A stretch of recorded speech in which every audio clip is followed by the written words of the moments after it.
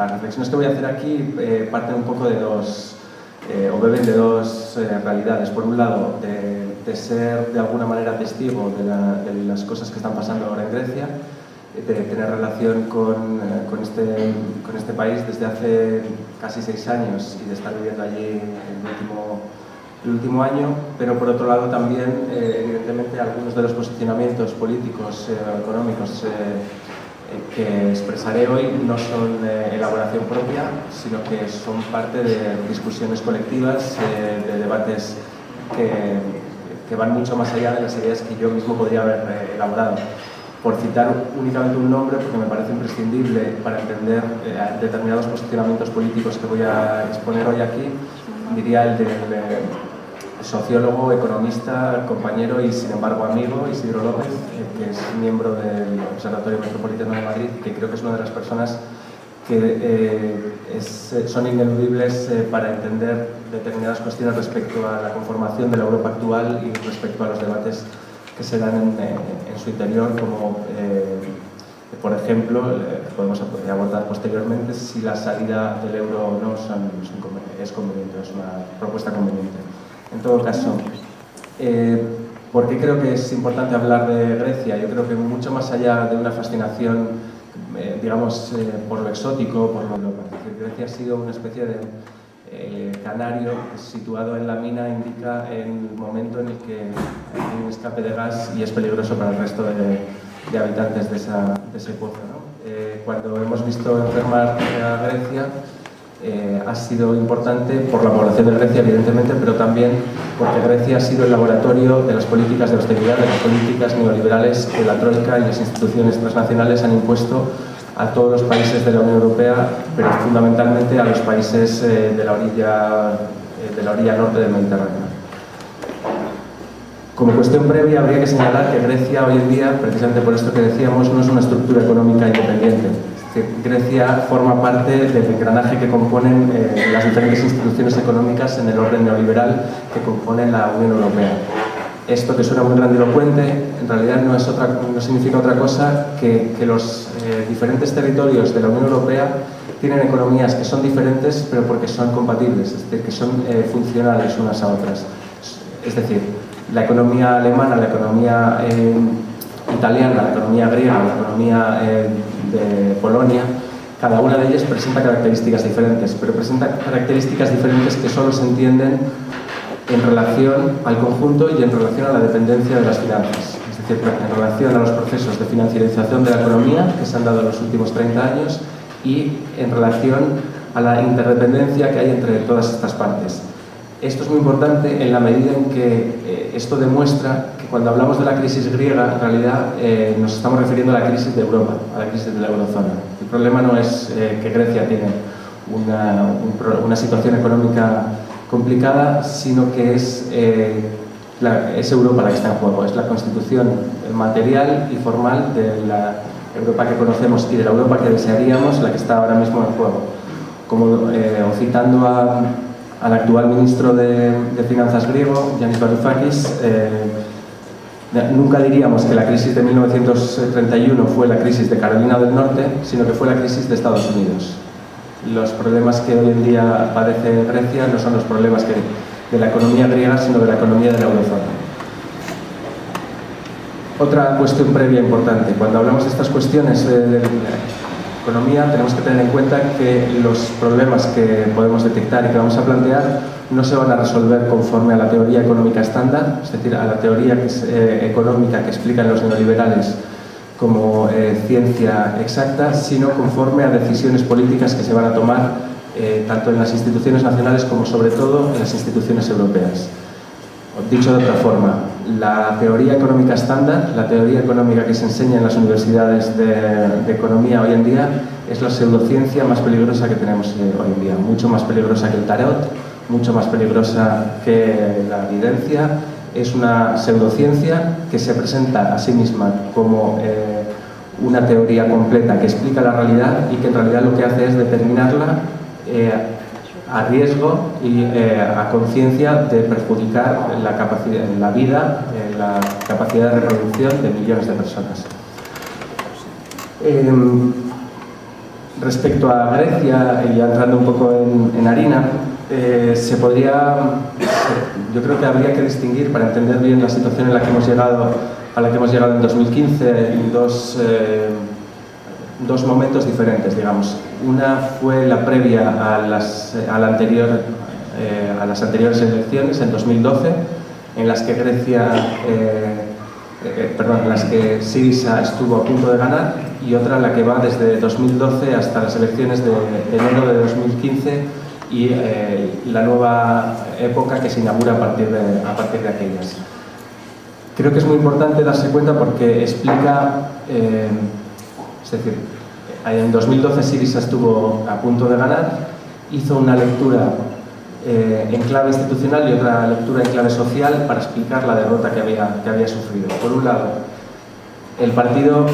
creyó que las campañas del miedo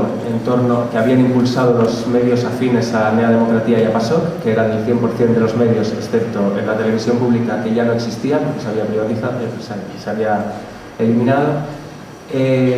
eran una campaña que explica algunos de los posicionamientos conservadores o algunos de los gestos de cara a la galería o de cara al centro, digamos, que ha hecho Tsipras de 2012 a 2015, pero al mismo tiempo hubo otra reflexión que a mí me parece mucho más interesante que esta, y es que las bases de Syriza, tanto las bases militantes como, digamos, los sectores sociales movilizados afines, se dieron cuenta de que no bastaba con la movilización destituyente, es decir, no bastaba con hacer manifestaciones o hacer otro tipo de movilizaciones que en Grecia habían sido realmente potentes, realmente fuertes. Estamos hablando de un país que tuvo más de 30 huelgas generales, sino que no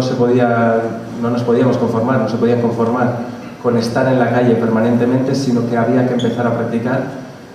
otra serie de movilización para suplir lo que el Estado estaba dejando de hacer. Entonces se pasó del momento en el que se producía movilización al momento en el que se empezó a producir directamente sociedad. Es decir, se crearon un montón de clínicas autogestionadas para garantizar la sanidad al 30% de la población que había quedado excluida de la sanidad pública.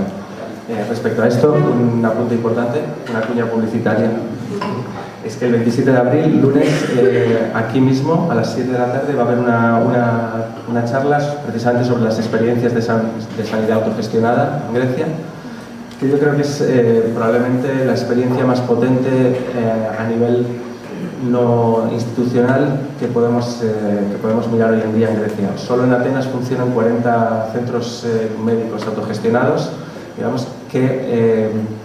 funcionan en forma de red y que, como decía, proveen materialmente del derecho a la salud, es decir, garantizan la sanidad a cientos de miles de personas a las que el Estado había dejado abandonadas. Esta serie de movilizaciones, digamos, este paso de la fase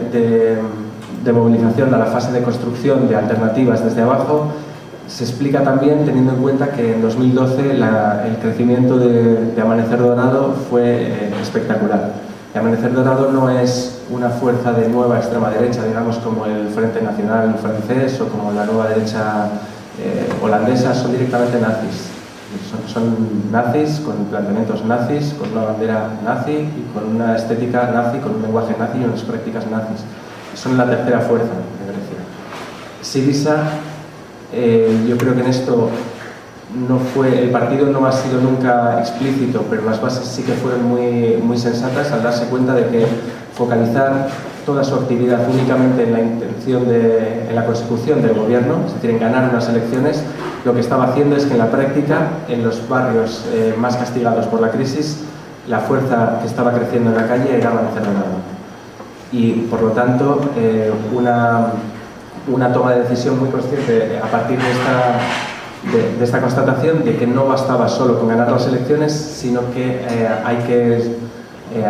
que ocupar las calles y hay que ocuparse de la crisis de una manera diferente, no únicamente esperando a que el gobierno pueda solucionar las cosas. Esto también explica por qué el plan humanitario que ha presentado Tsipras, y que luego abordaremos un poco más en detalle,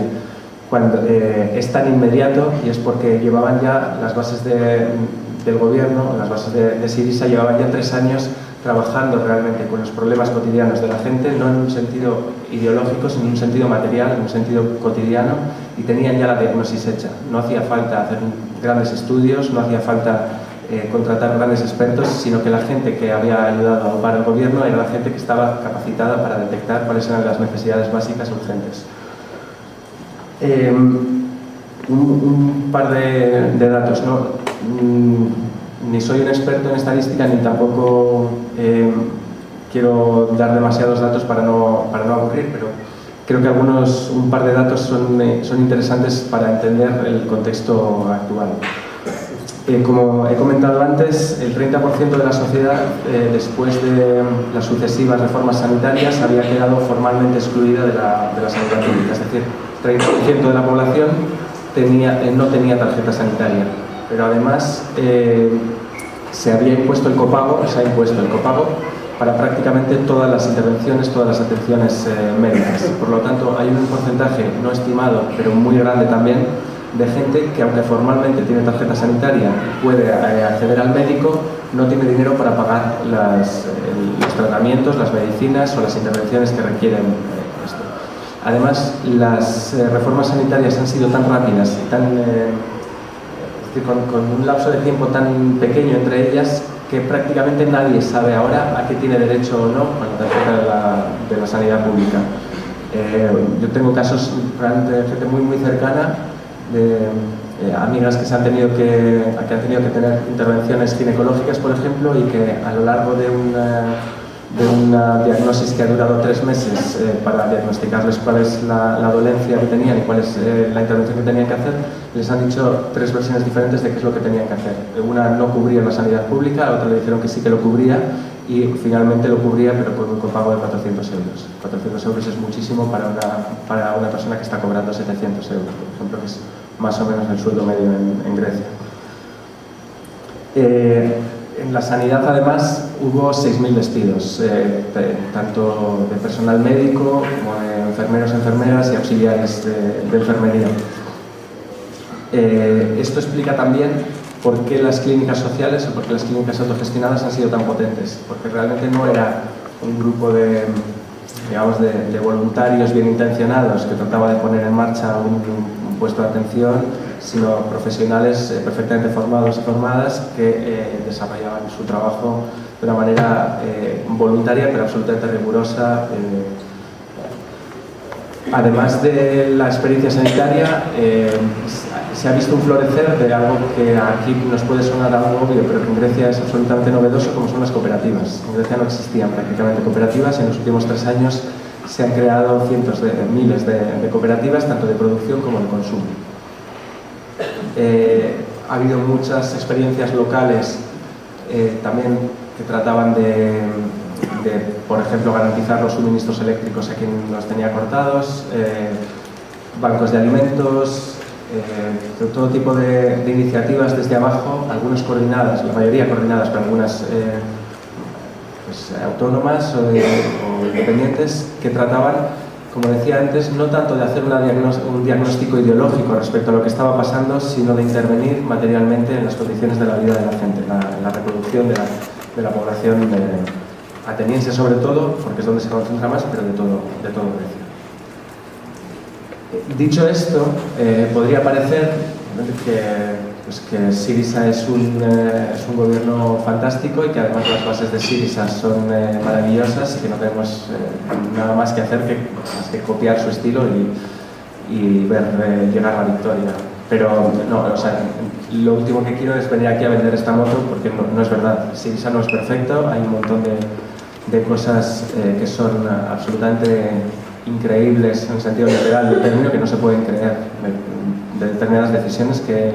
toma tanto el partido como el gobierno.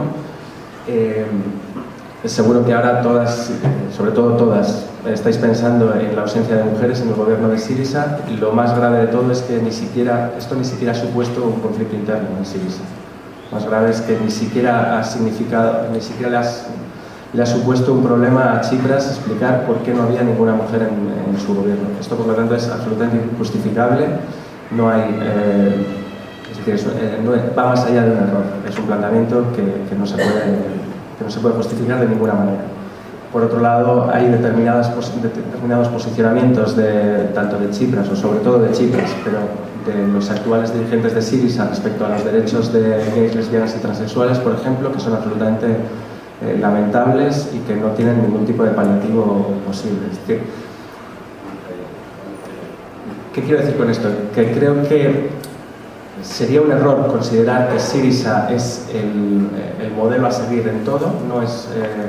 No estoy proponiendo, y creo que sería un absoluto error, que hubiera de repente conversiones paulianas y de repente todo el mundo quisiera ser como Syriza. Syriza no es el nuevo faro de Occidente, no es la nueva vanguardia de nada, sino que Syriza es un partido al que le ha tocado, por unas circunstancias concretas, históricas y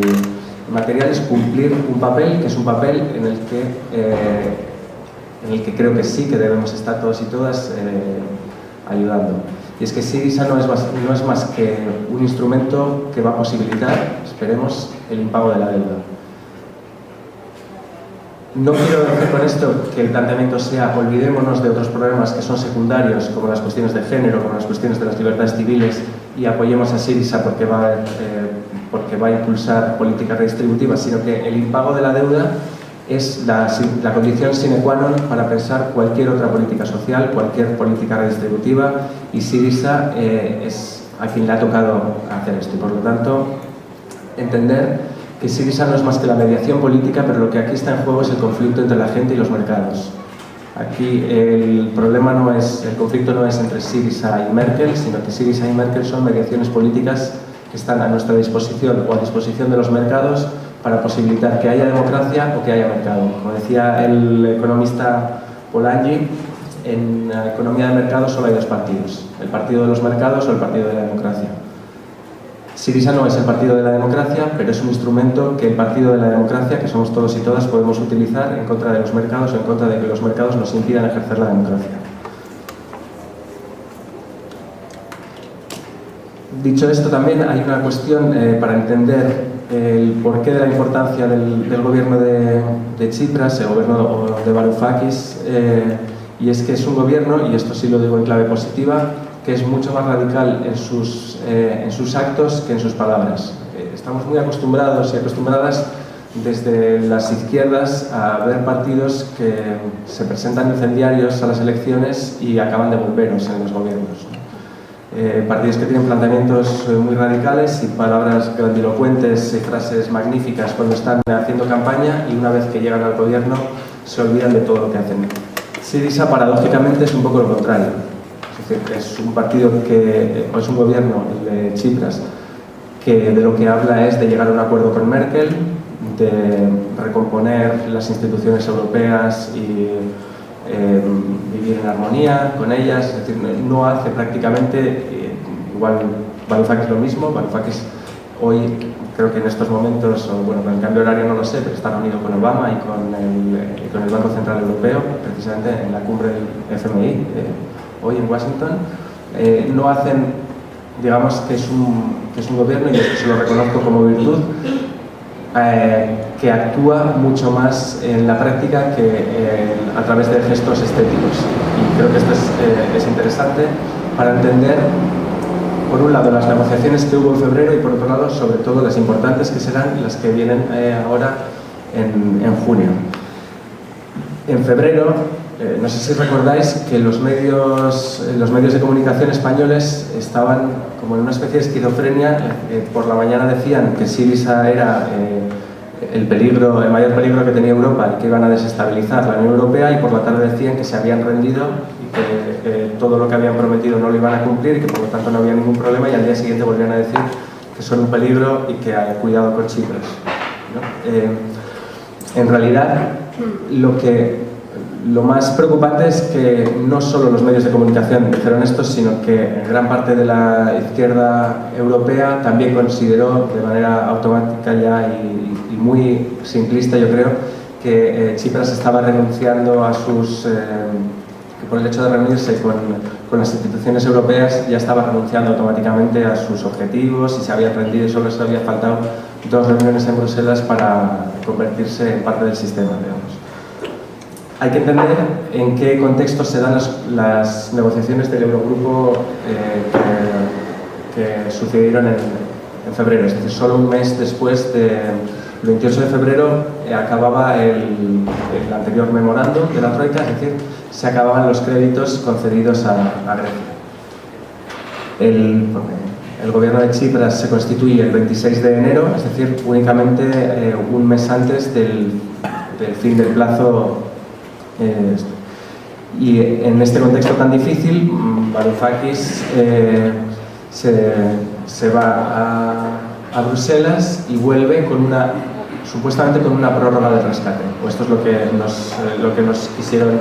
explicar, lo que el Financial Times como a remolque el resto de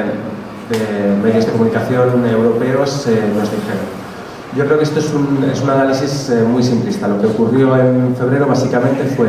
que se consiguió alargar el crédito, es decir, se consiguió no quedarse sin liquidez por parte del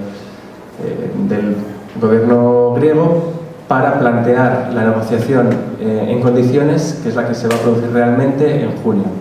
¿Por qué en junio? Porque necesitaban 4 meses precisamente para abordar la cuestión más importante de todas, que es la auditoría de la deuda. Es decir, poder plantear una negociación con las instituciones en condiciones sabiendo qué parte de la deuda es ilegítima, ilegal, insostenible u odiosa. Sin todo esto, lo que habría pasado simplemente es que de haber hecho, como decía antes, un gesto únicamente estético de no hablar con la anterior troika, con las instituciones europeas, y volver a Grecia envueltos en la bandera roja y con el puño en alto, haciendo más un alarde que un ejercicio de política, lo que simplemente habría quedado es un gobierno sin fondos. Y esto, pues, obviamente no tiene ningún sentido cuando lo que se está planteando desde un primer momento es un plan de choque humanitario que posibilite, por un lado, mejorar, como decíamos antes, materialmente la vida de cientos de miles de personas,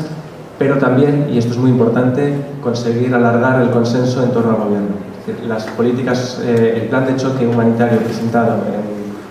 a principios de febrero es la herramienta para demostrar que el gobierno va en serio, por un lado, y para posibilitar una adhesión,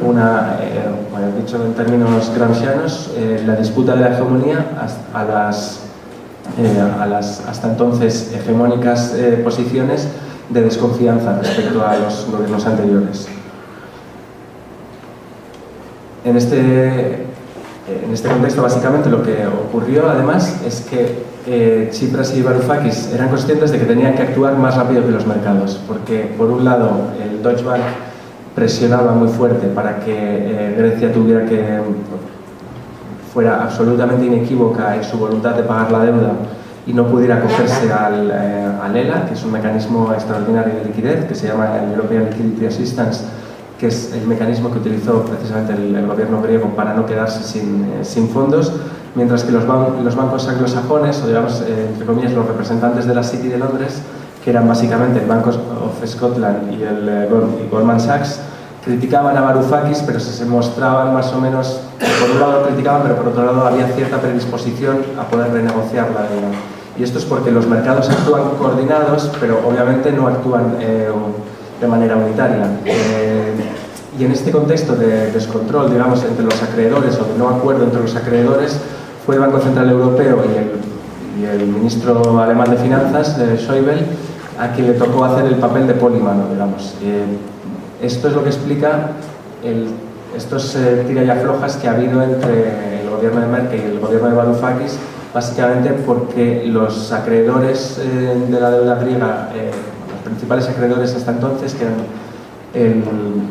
el Deutsche Bank y los bancos de la City de Londres, además de los estados, no se ponían de acuerdo.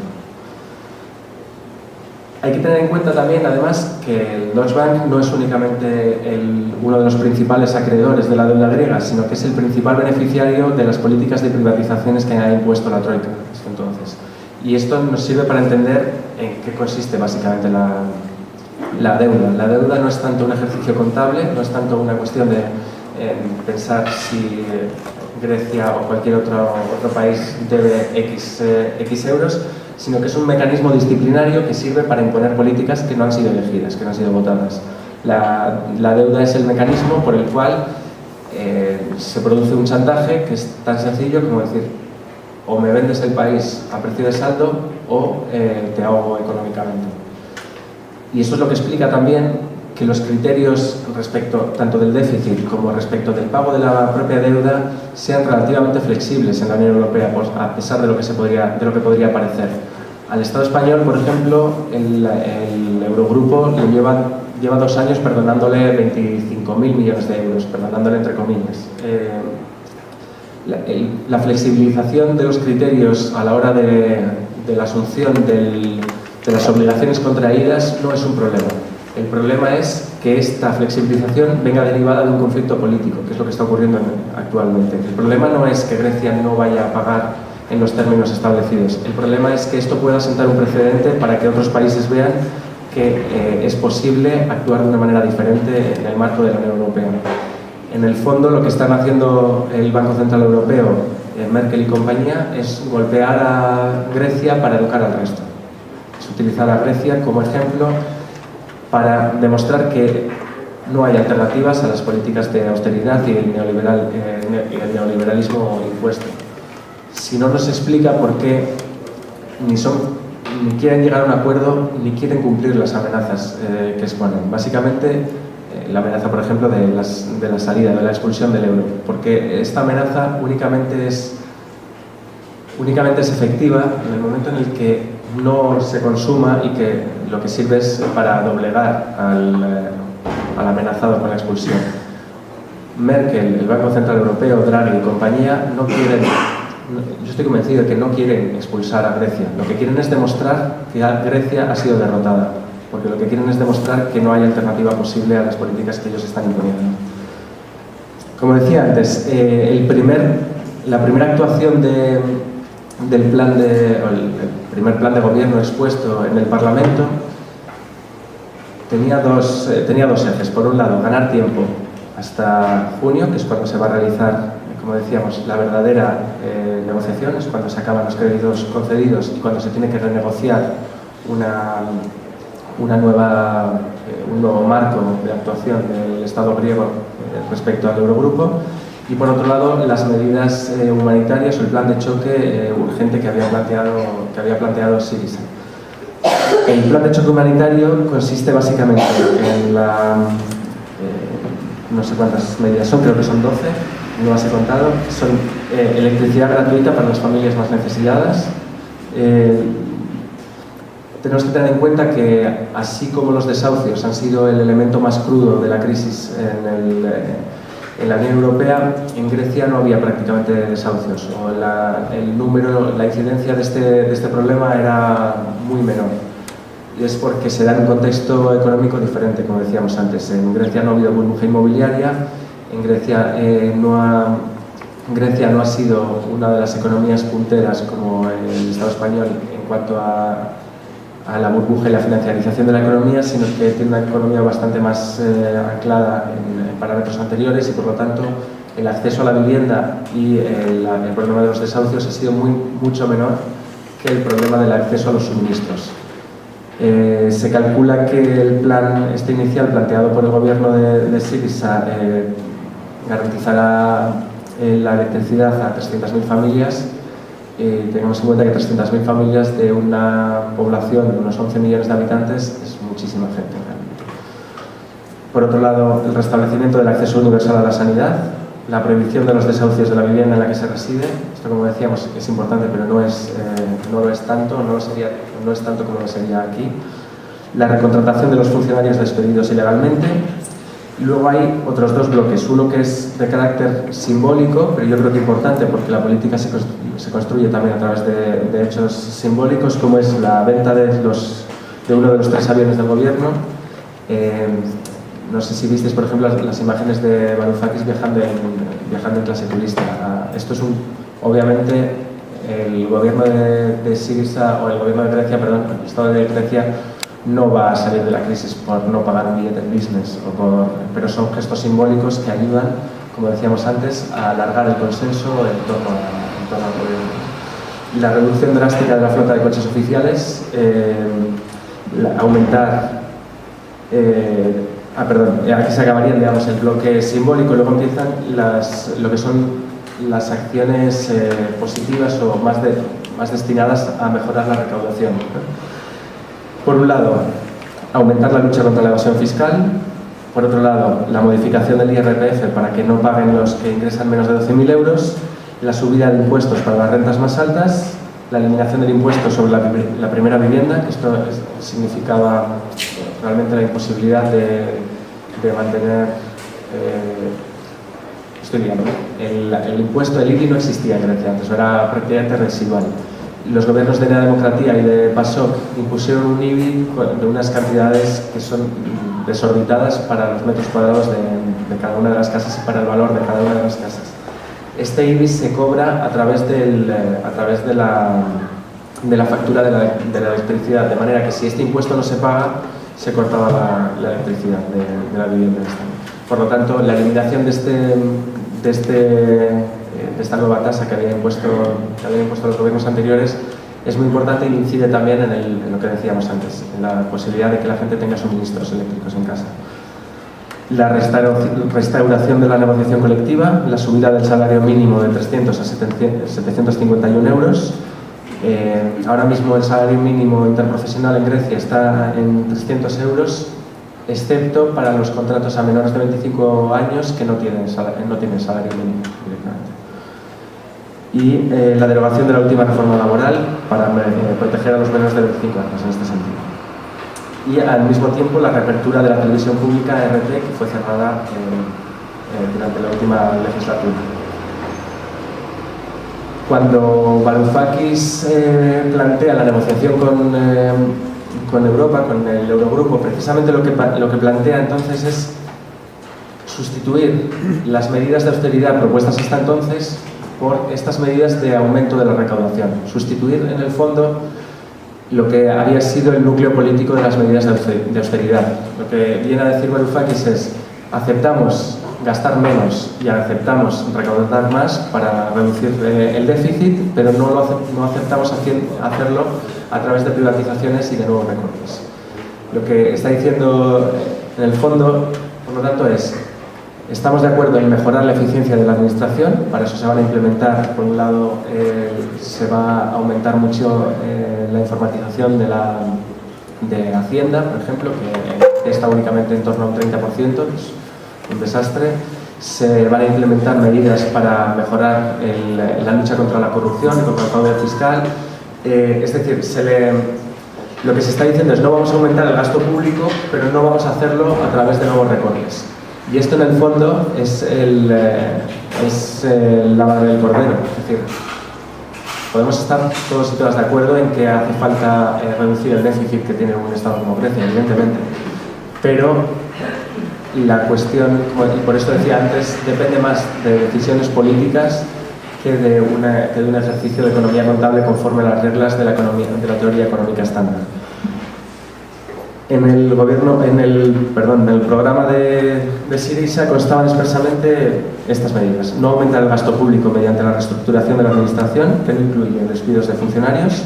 mayor eficiencia fiscal bajando impuestos de rentas bajas y subiendo las rentas altas, y la implementación de medidas contra la corrupción. Y además, el superávit primario que consiguió mediante esta negociación reducir pasa de ser del 4% a ser razonable, que es lo que dice el último acuerdo. Es decir, no se fija un superávit primario necesario, sino que únicamente hay una voluntad por parte del Estado griego de que esto se sustituir las draconianas medidas de austeridad por una reforma fiscal progresiva. Yo personalmente no creo que sea precisamente una tradición, y en este sentido, por eso decía que es muy simplista el análisis que se ha hecho por parte de determinados medios de comunicación, es decir, si se llega a un acuerdo con la anterior troika, esto significa una rendición, sino que lo que hay que analizar es en qué medida este nuevo acuerdo lo que inaugura es una nueva época en la que se sustituyen las medidas de recortes por las medidas de mayor eficiencia a la hora